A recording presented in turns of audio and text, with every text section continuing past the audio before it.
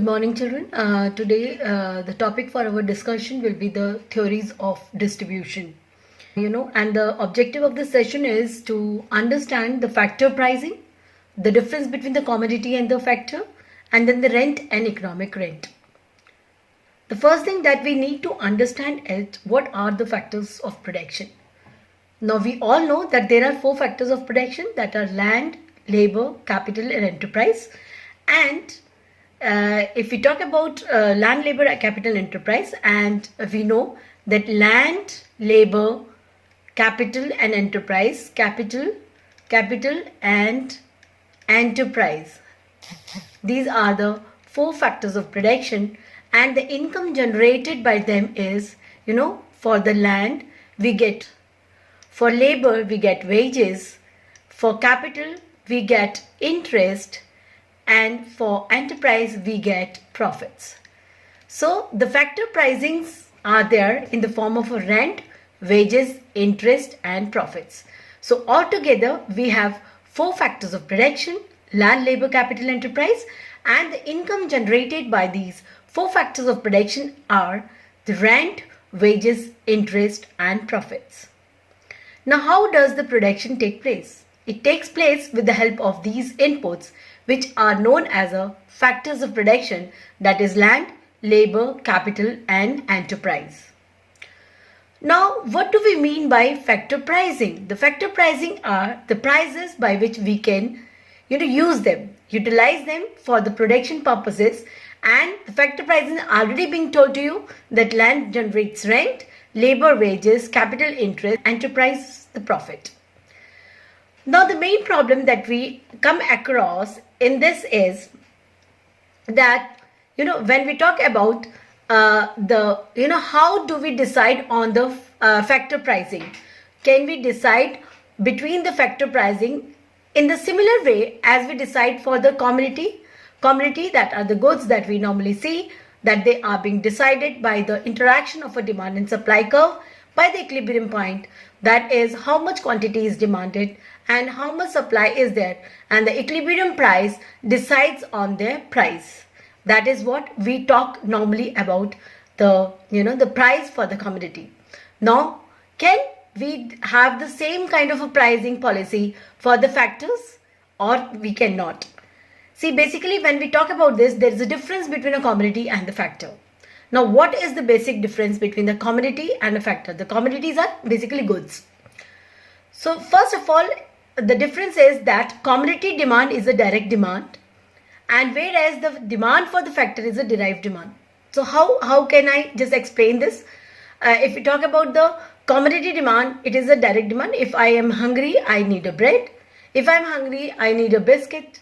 Whereas factored price, factors are not directly demanded. To produce this bread, we need labor, we need a factory, we need, the bakery units. All these things are needed. So things are needed. Now, factor demands, that is land, labor, are demanded only because, you need to produce a bread. That is why we say for that factor, the demand is derived demand, whereas for a commodity, if I'm hungry, I'm demanding a bread, then it is a direct demand. The second difference that we come across is demand depends on marginal utility. MU stands for marginal utility, whereas demand depends for factor on its marginal productivity. So if we just go with this, so what is marginal utility? Marginal utility is a utility that is derived by after the consumption of the last unit of a commodity. Whatever is the utility you are deriving out of it. So if you say basically if you are very thirsty and you come to a place and you have a first glass of water. So you can say the utility derived after the first consumption of a glass of water is very high. But if you go for the second, the utility of the second glass will be less. The third, it will be more or less. Right? What we see that as you go on consuming that particular commodity, the utility derived by the additional unit of that commodity goes on decreasing. So, you will not demand the third glass of water because your thirst has already, you have utilize the complete 2 glasses of water, and after consuming the 2 glasses of water, now your thirst is completely satisfied. Now you do not need the third glass of water. That is, if you do not have a utility, the marginal utility, that is, if you do not find a utility in consumption of an additional unit, you will not demand for a commodity. Whereas in the case of factor, it depends upon the marginal productivity. That is, suppose there are 5 people working on a piece of land, and the productivity that they are getting is 100 kgs. Now, if I say that the sixth unit of a labor has been employed, but there is no increase in the total productivity and the productivity remains as 100 kg, then the marginal productivity of sixth labor becomes 0. Then does it gives any sense of employing this sixth factor of production? No. So we will not demand this sixth factor labor when there is no contribution from his side on the marginal productivity. So that is the difference. The marginal productivity of an additional unit is going to decide on, should I employ this factor or should I not. Now the next differentiation between the commodity is that the supply demand depends on its cost of production. How much supply the particular entrepreneur is able to decide on, or how much supply is ready to supply for a particular thing. It depends upon the cost of production. The more the cost of production, the supply depends. If we talk about the supply of the particular commodity, if the cost of production is very high, so he may see the demand and then only accordingly demand he will supply. Whereas in the case of the factor of production, the supply depends upon its opportunity cost. Opportunity cost means that if a person is employed at A place and he is getting 1,000 rupees, now if he gets an opportunity to work at a B place and where he is getting a 1,500 rupees, so that means the opportunity cost for him at working at a B firm is rupees 500. So supply, he may decide on quitting his A class job towards the B class job because he is seeing that there is almost 50% increase in the in his salary. So he may decide to opt for not the A job but for the B job.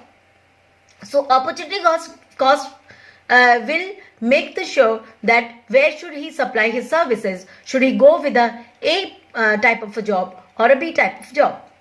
Now next one and the last one that we are going to decide on between what is the difference between the commodity and the factor is the pricing.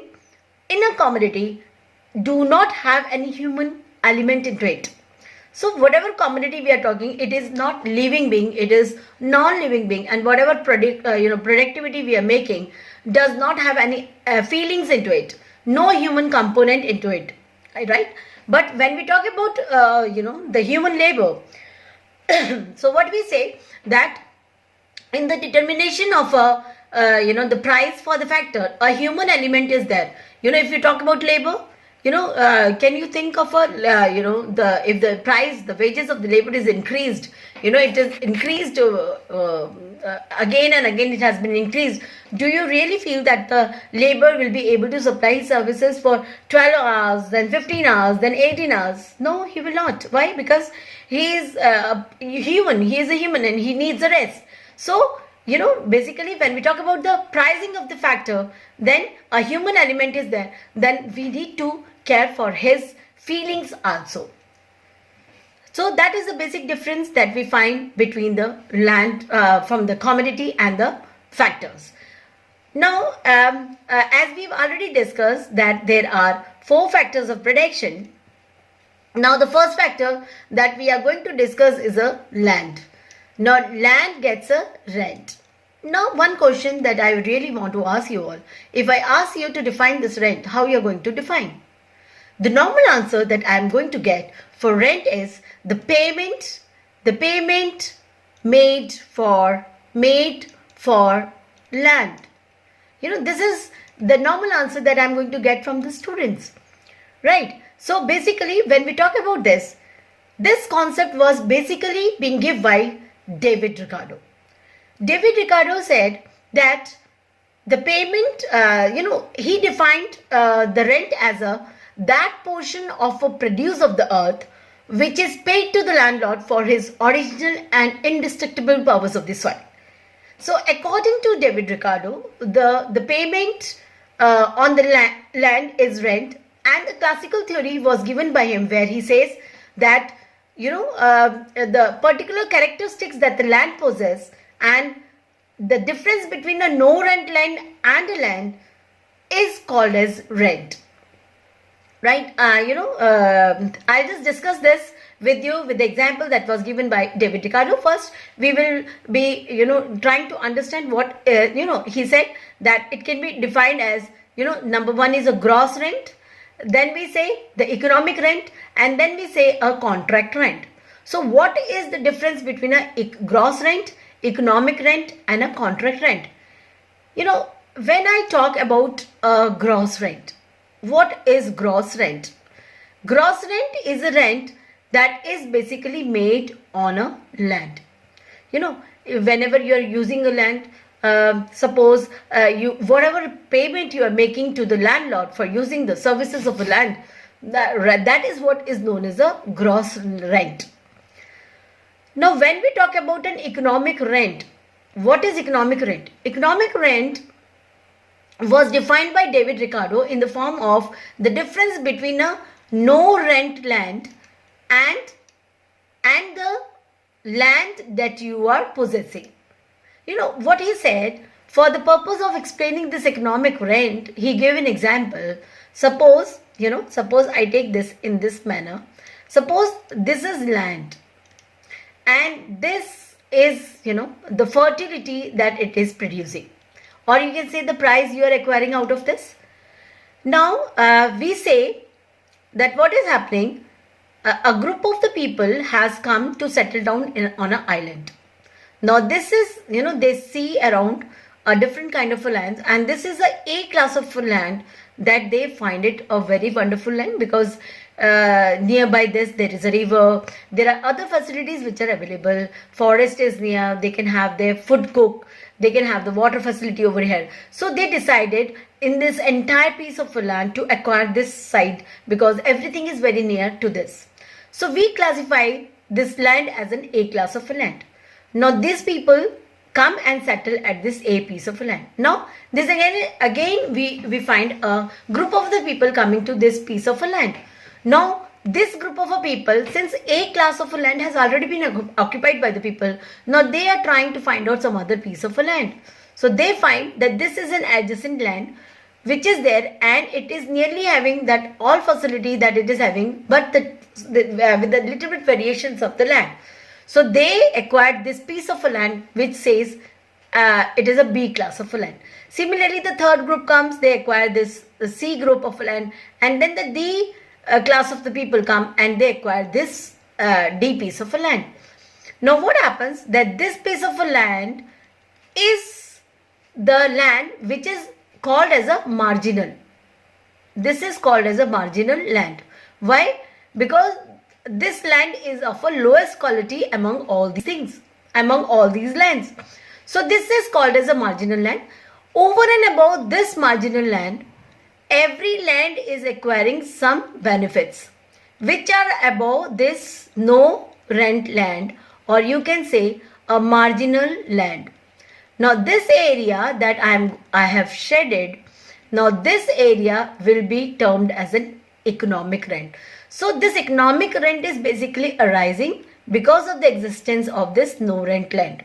This is called as a no rent land, right? And now above this no rent land or a marginal land, whatever additional benefit these specific lands are having because of their specific characteristics, that will be termed as an economic rent, or you can say a pure economic rent. And this phenomena was given by David Ricardo. I think I am very clear on this. And the third part of our land rent is called as a contract rent. Now what is contract rent? If we talk about the contract rent, the rental relationship or a rental agreement that the two people, that is the landlord and the person who has come on the rent, they have between them, that whatever rent they decide on paying on that particular piece of land is known as a contract rent, because it is a contract between the two people, and they decide on making this land. So basically, when we talk about the rent, it is a term that comes into our mind, is a classical kind of a definition, and that it strikes to our mind is a rent which is paid on the land. But when we talk about the economic rent was, I told you how it is being defined. No rent land, whatever income you earn above the no rent land is known as an economic rent in the definition of David Ricardo. But modern economics have defined it in a different manner. The concept is the same, but they said that whatever economic rent occurs when the factor in the competitive market have competitive advantage over the other, which others are lacking. Right? That is what they say is an economic rent. Now, economic rent in theory, actual earnings of a factors of production over the transfer earnings. Now, transfer earnings are opportunity costs that we have already decided. Now, for this purpose, I'll again explain you with the help of a diagram. Now, suppose this is a quantity of land and this is a wage rate. Now, see what happens. Now, if for an example, we talk about one factor of production. Suppose we talk about a labor. Now, this is a labor and this is a wage. Now, we are talking here, suppose we talk about one particular labor named as Sheena. Now, this Sheena is very efficient, effective in her work, and she having a capabilities that others are not having. Now, because since Sheena is a single person, the quantity of a labor is only one, that is Sheena. So, we say that it is completely inelastic. Now, the supply of this Sheena here is inelastic. Now, when we say inelastic, that means there is no scope for increase of her services, because the factor supply is only one, Sheena. Now, if we say the demand for the Sheena in the market is D1, the wage rate decided for her is W1. Now, suppose whatever particular characteristic she is having, that is demanded more in the market, and the demand for Sheena services increased by D1 to D2. Now, what will happen? Now, because her services are being demanded more and nobody else is there in the market who can supply that services, then what will happen? Her wage rate will increase to W2. Now, because of her peculiar characteristics over the others and the supply is limited, since she is only the person, then this effectively she is going to earn this pure economic rent. Now, economic rent. Now, I think this is clear to you. Actual earnings what she was getting was W1. Above this, over the transfer earnings, if her services are more decided, her services are more wanted in the market, her transfer earnings will be W2. That means the difference between OW1 is OW1 is a rent that she is going to get, but the economic rent is over and above OW, that is W1, W2, OW2 minus, that will become OW2 minus OW1 will become your economic rent. And now this economic rent is basically arising her because she is having that characteristics which others are not possessing. Now, we talked about the example. Now here, suppose the supply of this factor is not inelastic, but it is elastic. Now, what is elastic? Elastic where how much amount of a particular commodity is decided can be supplied. Now, again, we are taking this as a QL, that is a quantity of a labor, and the wage rate. Now, this is wage rate. Now, what happens that now these are the different demand curves that we are facing in the market. This is D, this is D1, and this is D2. Now, the wages decided in the market is the same. If we talk about this, I'll just do it. Okay. Now, what I do is, if we talk about this, if we just talk about this, this is W, right? We talk about this W. Now OW is a wage that is being decided. OW is a wage and QL is a quantity of a labor supply. Now what we see, this is L and this is L1 and this is L2.